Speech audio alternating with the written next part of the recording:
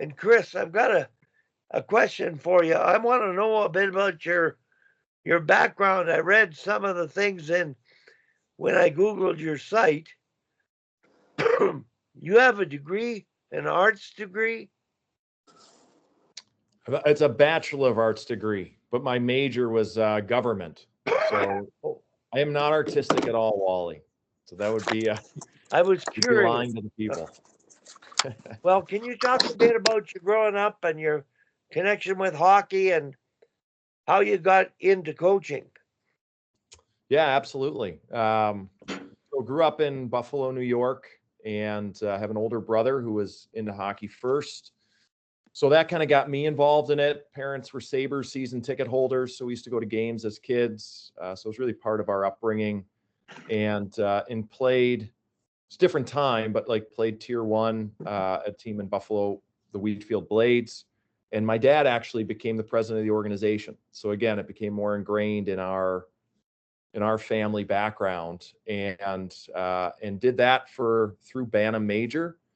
Then played some junior hockey with a team called the Niagara Scenic, now the Buffalo Junior Sabres.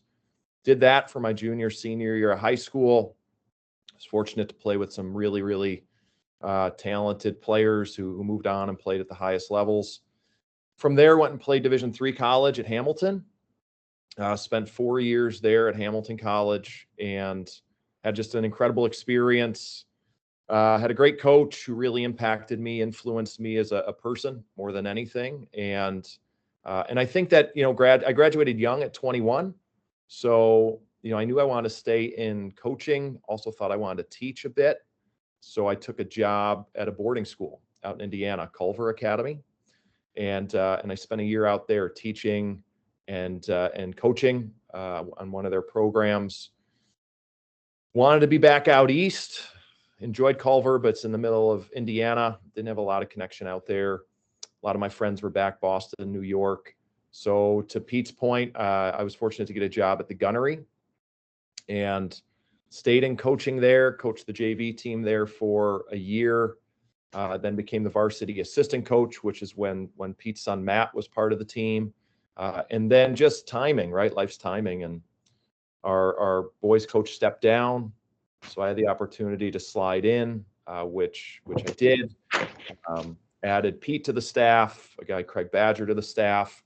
And we worked together for 12 or 13 years and built the program from pretty downtrodden time to a consistent championship contender. So I did that and was there for 15 years, Wally, and then wanted to move back closer to home. My wife and I are from this area. So I took a job and I was the first director at Selects Academy at Bishop Kearney, which is the girls program out here. Did that for about 2 years.